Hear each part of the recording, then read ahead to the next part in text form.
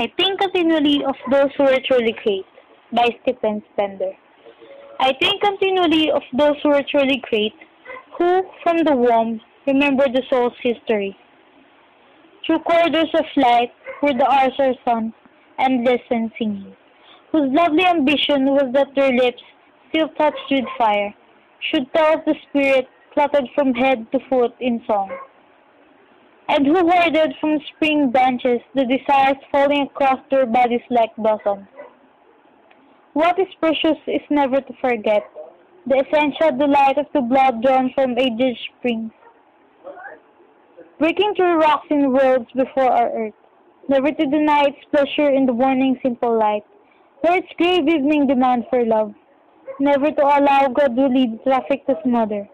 with noise and fog the flowering of the spirit, near the snow, near the sun, in the highest field. See how these names are fated by the waving grass, and the streamers of light cloud, and whispers of wind in the listening sky, the names of those who in their lives fought for life,